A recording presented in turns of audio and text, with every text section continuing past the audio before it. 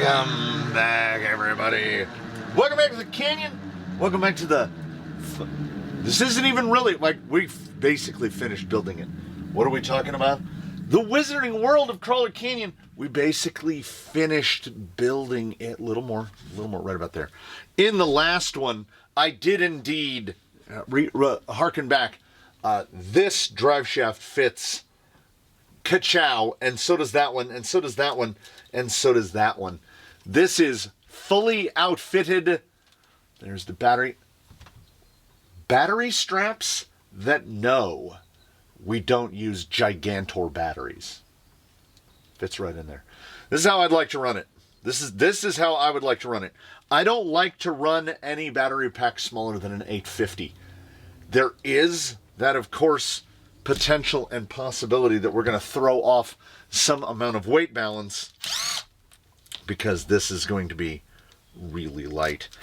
Maybe not the lightest thing in the whole fleet, but maybe the lightest thing in the whole fleet. And with how much metal we're looking at, it's kind of surprising. I used a little mental device, which is I put the air downs, the ultra softs with the gold dot to the outside. That was my technique to remember which tire went where. I don't know if I mentioned it at the time. And then obviously, well, I mean, when you pick them up, you can really feel the difference. We are not going to have now. There's 0 grams added weight. We only add weight when we absolutely need to. We're going to see. I've got the scales set up. It has never been near nor on the scales. So we will throw it on the scales and we'll find out what we're looking at for a total weight, what we're looking at for distribution, what we're looking at for cross, all of the minutia that we love. The body was fairly easy to fit, seeing as everything involved is kind of dedicated to fitting that body. It is real thick on the hood, real thick, and a little thin at the back of the cab, which is not uncommon. We see that a lot. Something about when pulling the Lexan on a cab body, yeah, brand new lock nuts.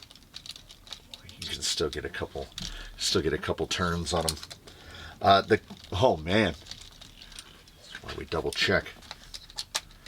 Well, I'm gonna say it's front biased just a little bit. We need to know important numbers. You are now into the just before Ghost Ride realm of important numbers. That is 313. That is a 313 millimeter wheelbase. If you'll recall, pin to pin 195, hex face to hex face about 200, right around 200. We are, I would call it 250 outside to outside, aka 9 7/8, just under 10 in the front, and I would put it at around 245. It's a little bit narrower in the rear, maybe an 1/8 inch narrower in the rear.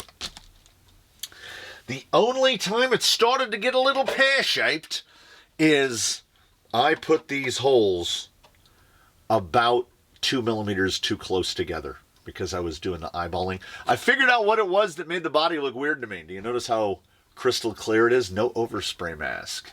I can't remember the last time I saw a body without an overspray mask. And for the first, 30 years of this hobby, they hadn't thought of the overspray mask. I go by rear first. See, it gives it a little pooch in. Not really noticeable. And I am glad that I left the front grille long, because then it just allowed me to trim up. I don't know if we'll have angry Lexan noises at all.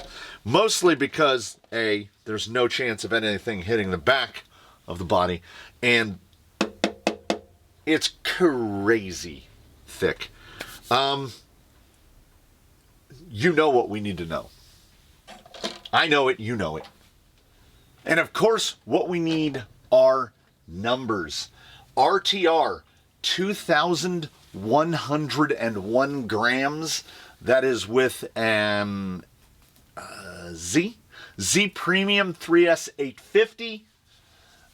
2101, 63% front weight, 37% rear weight. The cross weight is 50-50. 1,058 grams going from front right to rear left, going that way, and 1,043 grams going this way. 15 gram differential, half an ounce. 670 on the right front, 650 on the left front, 392 on the right rear, and 387 on the left rear. That is a balance. I don't think we could manage more balance. 2101, which means yes, as of this moment right now, in its Ghost Ride configuration, the lightest thing we've got. We've got a 10 Pro. We've got a 10 Pro, air quotes around that, that went on an extreme weight loss procedure until it had shed a lot of its 10 Pro-ness. You got to get rid of the 10 Pro gearbox if you want to get down to the weight where this thing is sitting. And then its lightest, effectively cored out, it was 1,888 grams, and fatted back up to around 2,200 RTR, because at 1888 it was terrible. It got literally worse at literally everything.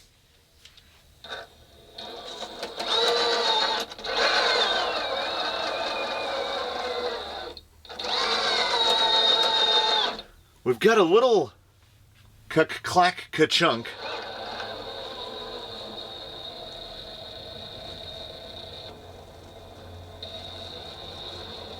The body's a real amp.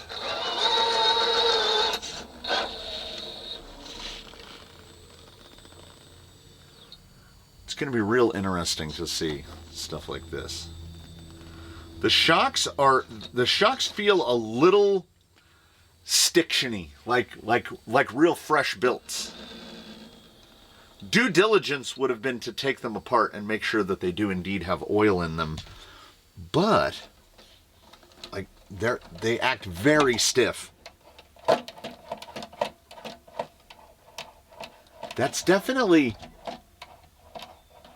it's a little underdamped for where I like to be. Yeah, you're right. I can hear you thinking it, and I'm thinking it as well.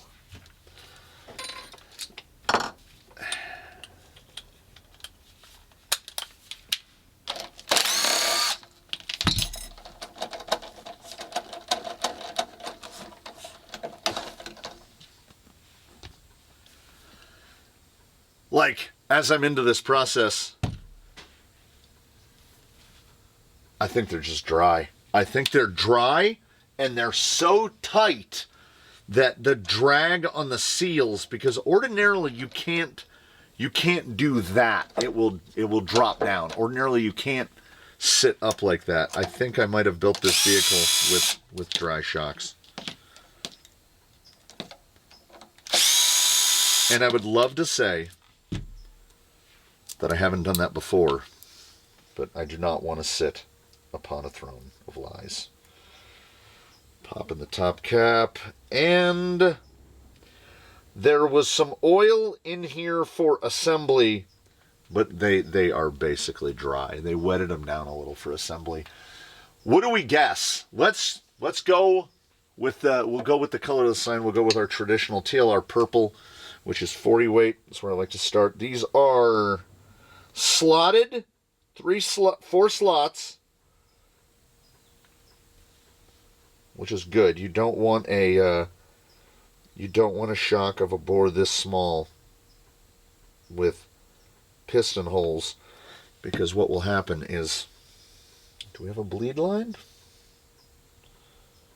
we have a bleed line? Okay, let's see.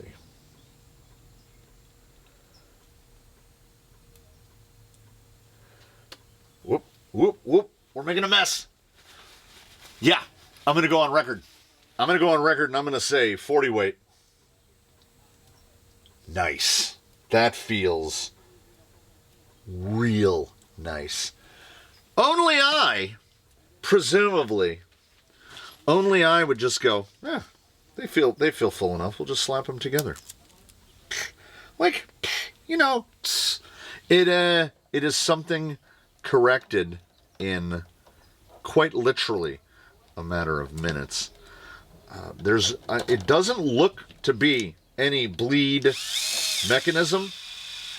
There's no bleed screw. There's no groove through the threads to allow oil to escape. All there seems to be is really well machined parts. So you fill them up, and what I should have done, what I should have done but did not do, we will now do. Allow me to pop one more of these off, and I will show you my process. Yeah, that definitely, bonk. That definitely feels a little bit different. Well, we had time. We had time in this one, so no time like the present. Here's all I do. Here's all I do. I don't worry about whatever fluids might be in it. We're not going that heavy into this. We unscrew the cap. We make sure that we have our paper towel available. We unscrew the cap, and it's just there's just the faintest glisten. We go to about halfway. We want to make sure that there's not a ton of air in there, but there has to be air in there. It's emulsion. They don't work without air. So then we just let it go, and it will pull down, and you'll get one big air bloop. And then I can kind of see the bottom of the threads. So my goal is not to fill it up that far. Don't fill it up that far. Because now what's going to happen is most of that is going to come out. I'm going to thread this on like 2 revolutions, 2.5 revolutions. Just enough to where it's not going to fall off, but not enough to where the seal is interfacing with the shock body at all. And then we're gonna see. Did we go far enough? We're just splurting it out, right? And I'm gonna cycle it like that a few times. Make sure we got it out. It looks A-okay. And then while holding the bottom up, and this is big hand business, we're gonna just snug this down and snug the seal down. Then we're going to take a little check, make sure we can get full compression, and we cannot.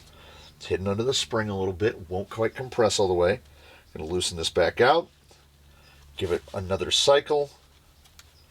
That should squeeze out just the tiniest bit more oil.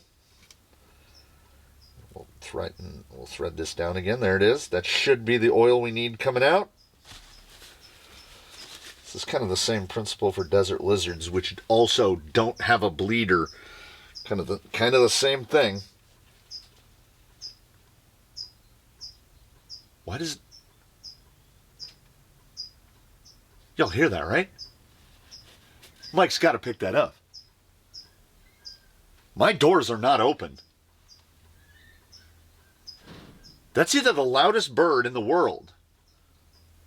I guess it was just the loudest bird in the world. I can hear it flying away. I had a moment there. Sounded like a bird got in here. I'm having a real time getting the last little bit of oil out. It's a trial and error process, and I've actually made it a little worse. I probably got a little bit of an air bubble trapped in there. So the other method that you can try, like I say, I'm a lot better at building a bladdered shock. I've been doing those a lot longer. You can take a Q-tip there's a little bit of a space of oil in the cap. We take that oil out, and now hopefully that is enough volume for the piston to compress the rest of the way. And it almost is, but it isn't quite. So same thing. We'll just take the Q-tip, and we just want to get a little bit of the purple. Everybody loves building shocks, which is why I gaslit myself into thinking, oh, they built the axles for us, they'll have filled the shocks as well. There you go. And then all of a sudden, you're there. Like, you could try any number of methods to try to cheat the system to work in your favor, and the shocks will be like, I don't like you. I don't like your face. I don't like the things that you stand for. I think the cereal that you eat is stupid. Shocks are deliberately contrarian by nature. They're like, I'm just not going to work. You're not going to fill me. I'm going to leak. I'm trying to think, what is a shock? It doesn't exist. I was going to say something blattered like a Dravtech or a 2660 until you get into the real mindset of building those shocks. You're going to be pinching bladders in the caps. You're going to be having a rough day. And then all of a sudden, you'll have like a mental breakthrough, and you'll be building them, and you'll go, what, like these ever gave me a problem? This is so easy now. Yeah. Repetition is often the key to success. And it's the same with shocks. These build like many others. These bleed like many others. Let us hope, our primary hope, our hope most prime, is that they do not leak like many others. We want these to hold their oil, to damp properly. Tightest lock nuts ever. Still going. Still going. Still go. There you go.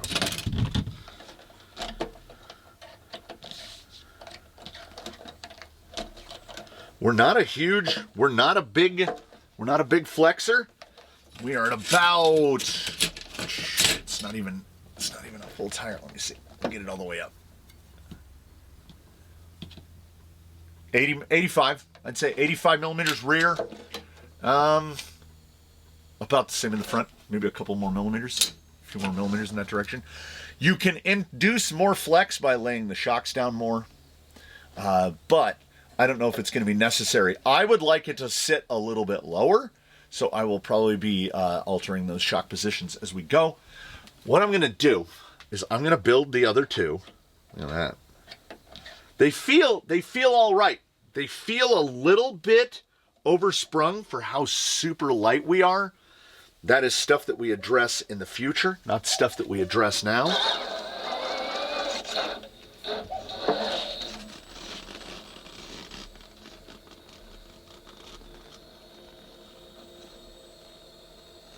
I mean, my feeling is that with correctly built shocks, 2,100 grams, this is going to do the things. We're going to find out together. For you, mere moments. For me, I've got to pull the front end apart and do the exact same thing with the shocks again, which means I'm going to have to take the battery off. Maybe not. I got to pull the front shocks off. I got to fill them with 40 weight. Then we're going to go do the thing. Ghost Ride of the Wizard happens right after it goes, wow. The body does not help because it's so thick. It's a real resonance chamber. We might throw, as we're at 2,100 grams, we might throw a little bit of double-sided hobby foam at it. I don't know. If I read it, I don't remember reading it. I don't remember what the overdrive-underdrive split is. Stays pretty flat. We've got to get those inserts used to their tires. Also, definitely not this is Southern California. Definitely not predator weather right now. We've got a little bit of summer today. 82, 28, 25, 82 degrees Fahrenheit, 25% relative humidity.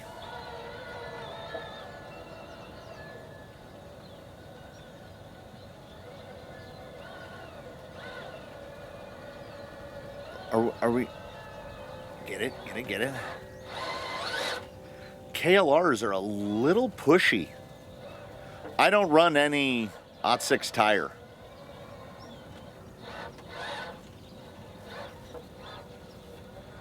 Yeah, suspension feels quite stiff. And I think that stiffness is quite highly likely a result of basically woodworkering. Everything fits together so tightly. Yeah, it feels like we're not even getting into suspension.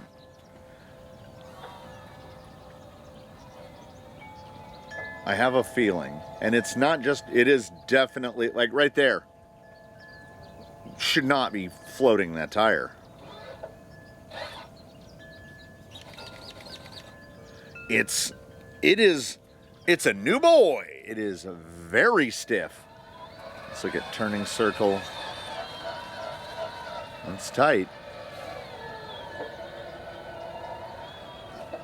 I'm watching the rear shock, and like getting it to fully compress is basically not happening. Like right there. Went over it like a skateboard.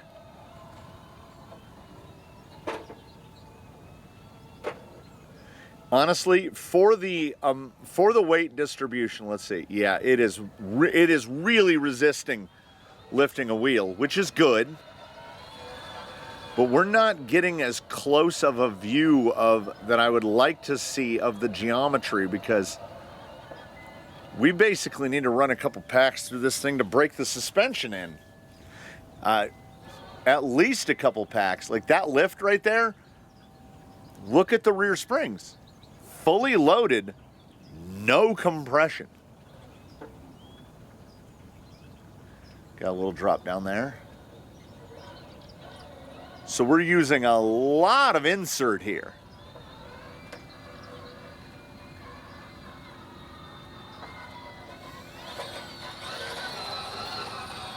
Ten-tooth pinion with the 1800. Honestly, you could probably gear up a little. The 10-tooth does seem to be like right in a middle ground.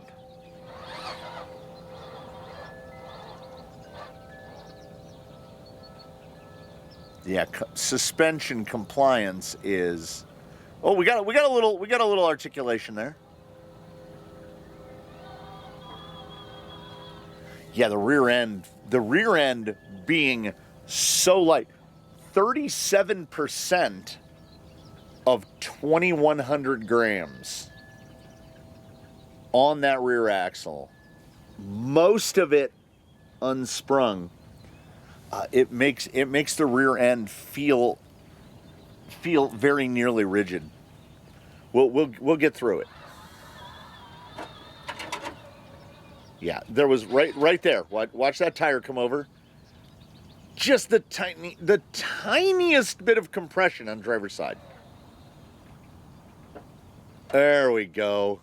You can feel when the shock starts to dip. I'll say this, it drives with a stability that I would anticipate from something with a longer wheelbase. It feels longer than a 313.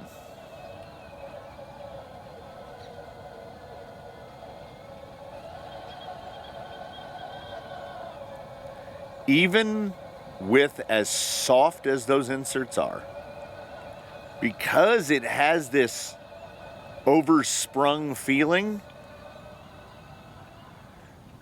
this is one of those things. It's bait. This is bait. It's baiting you into making immediate changes. And I think that will work against us in the future. We're going to run this. This is what we're going to do. We'll put paint on it.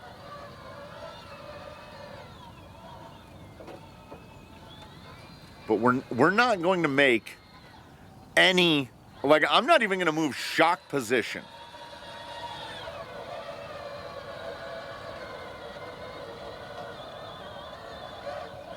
See that pushover right there? We're so close. And ordinarily, right, because of that feeling of over stiffness, right about in here, you're anticipating the flop. Like, we're at the flop point. That driver rear was lifting up off the ground a little bit. I'm just staying in it and letting it push. Even with that big overdrive underdrive split, it's got this push to it because the rear end will not comply.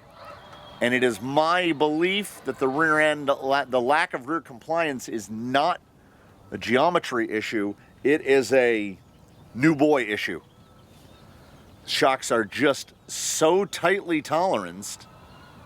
The front is starting we're starting to get some action. I come across here again. We get there was 2 or 3 millimeters of compression there on the high side. As we come through, get the weight. Yeah, there we go. It's not high articulation. It's not long travel. And I think it's kind of suited to this. We got, oh, there we go. But still, ordinarily, with transfer, we'd see a little more compression at both ends. But it ain't a problem until it's a problem. And I definitely, I don't see any problems yet. Turns in wonderfully.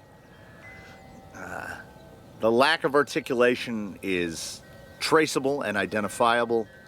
Now in this situation, the lack of compliance in the rear should help.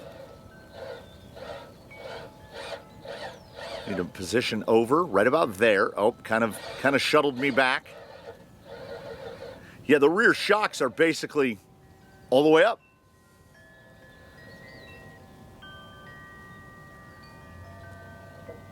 For how little we're getting back from the suspension, well, the first element of the suspension are the inserts, and they're doing all the lifting right now. Yeah, we can get to right there. There will be a point, an indeterminate point in the future where with no changes at all, it will be able to pull this spot right here. See that right there?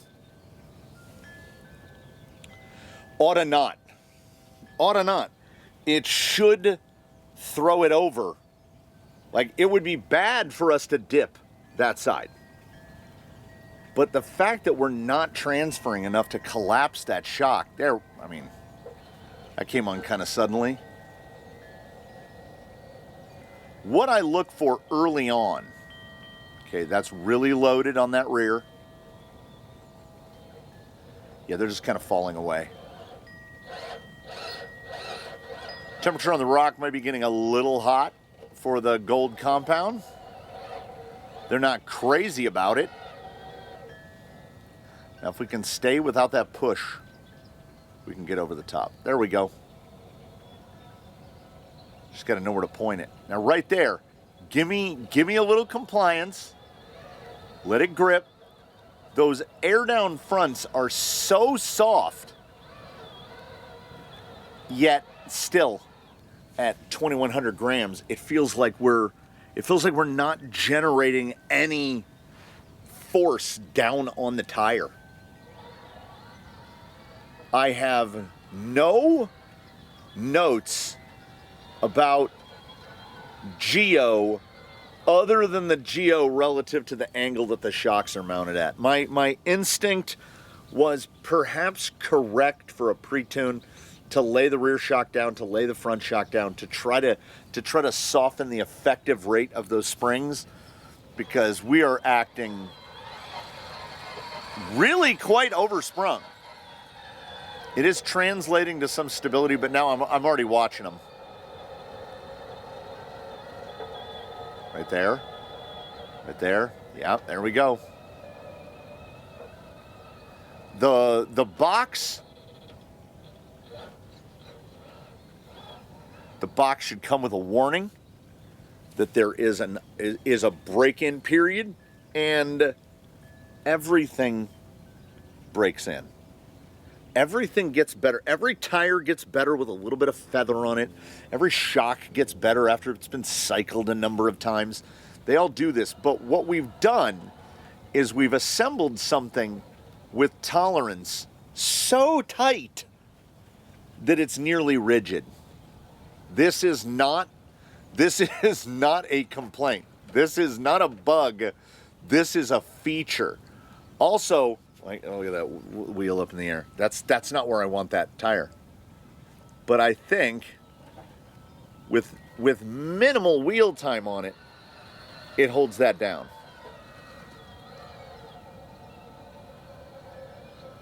This will be, for many, for me, it harkens memory. For many, newer to this sub-niche of the niche hobby that we're all already part of, you will not have experienced tolerances nor level of fitment at this level.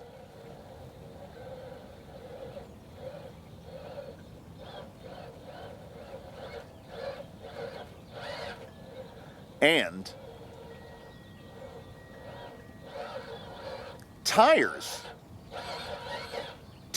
are your most important component by a landslide. Single point of contact between vehicle and ground. No tire is going to work for everyone everywhere. Like I said, we don't run KLR here. I've never even tested these because they're too expensive for me. They're doing, for something fresh out of bag, they're doing well also, as they're having to do the work of all of the suspension. They're doing pretty, in 80 plus degrees Fahrenheit, they're doing well. But I gotta leave them. I can't go swapping stuff around because I have to see where we're headed. Even from these minutes, I'm starting to see a little bit more compliance, getting the shocks to cycle a little bit. I just need to drive it around on this rough surface right here, and, you know.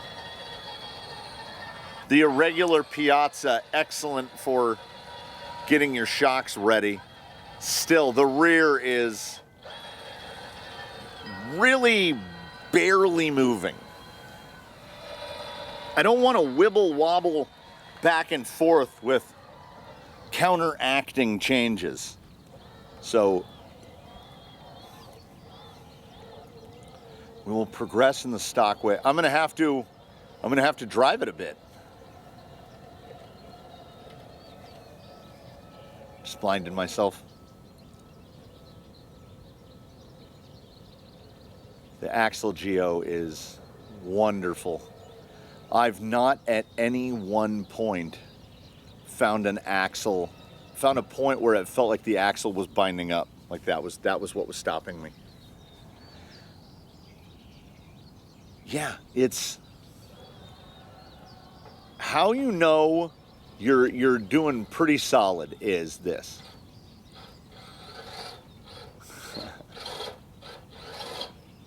We can focus on what's not helping us right now. Our near rigid suspension. Which is, I think, just because the tolerances are so tight. I think it's going to wear in. Hopefully it won't take too long. Like, I wouldn't want to throw him into the lions. Like, I wouldn't want to put him up against rigs with hours and hours and hours and hours of wheel time on them. For a box tune and interference fits. Will that push back? Oh, it's trying. Yeah, there we go. A little shuttle around. Cut it back. Wish for some compression right there. Okay, we'll try the other side. Try the other edge. Gonna pop it around. Gotta bump it. Right there. Yeah, the 10 is a good pick for the pinion, I will say. Some folks will want a little more. It might, honestly, I think the 10 might have 4S in mind. The 10 is kind of at the bottom end of where I would want for wheel speed on 3S. But I mean, but that said, you put a 13 in there and it's going to be the same wheel speed as 4S. Or there, yeah, that sounds near enough. I have a 3S direct servo, so this is a 3S guy. Why do I love the SA75?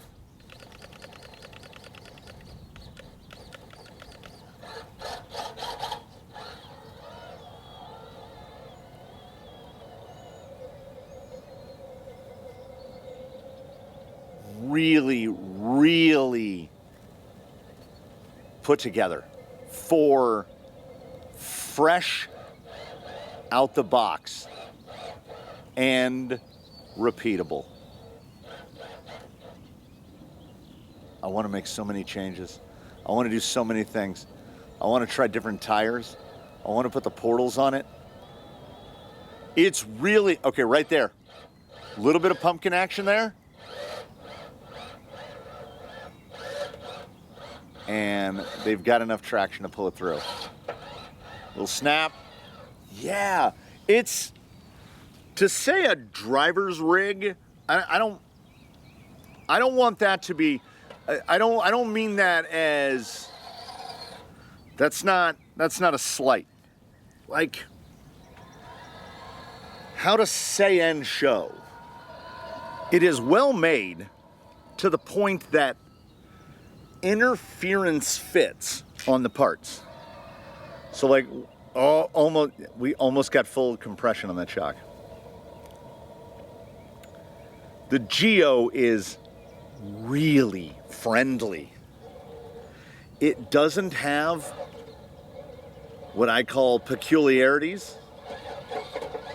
Like if you get into low roll center stuff, Capra tuning, I can't get enough collapse. Kind of stuck here, right there. It doesn't bully well. You can't just say, this is the line that I want to run. I'm gonna hammer you through it. It will say, I will take and make the line that you're pointing me at. Now let's see a compression here. Because ordinarily we'll get a big lift out of passenger front, out of right front, and there's like next to none. It loves some real low speed input, but you can still bump it reasonably well. This tire insert combo this is one of those that's designed. That insert and that tire are in concert. They work together.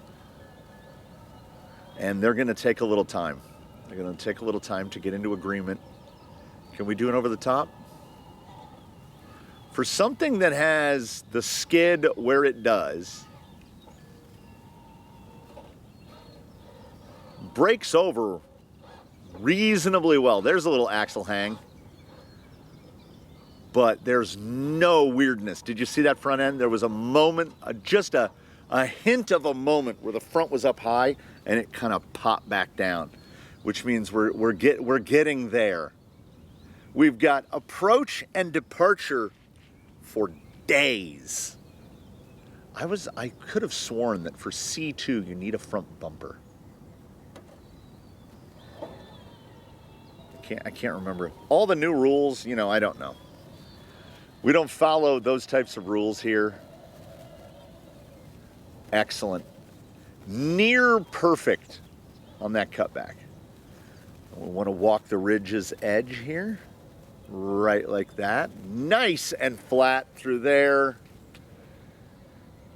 It can get up real high on the side and not mind it at all. Okay, I initiated my turn way too late, but I think, oh, it's singing a song right now. Needs about, let's call it a 3,000. Little kick out, little ka-choo, a little hacky sack kick there at the end. This guy needs, I'll say, 3,000 milliamps. You run about, so for this, like 4 packs through here, and we'll probably have him cycled in, which means I've got some work to do because I want to get him into cabs. I want to get him portaled up. See if I can grab that edge.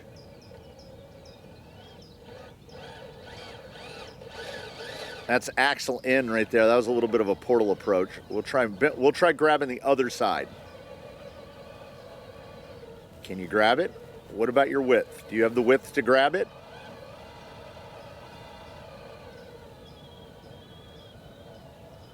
Yeah, it is intensely rewarding to a degree that I cannot harp on enough. Because what we have is something so delightfully machined that you have to break in the whole rig. It's brand new boots. They don't feel good right now, but they're gonna feel amazing after you've sweat in them for a couple weeks. The Wizard is brand new boots. I'm already seeing, look, we can already, look at we're crossing up. We're getting the articulation in. Still, it's still more skateboard than it isn't. But that is nothing about geo and nothing about layout and everything about these parts fit together so tight. You have to wear this thing in like brand new boots. So you will see much more of the Wizard. The Wizard is going to become a rapid favorite.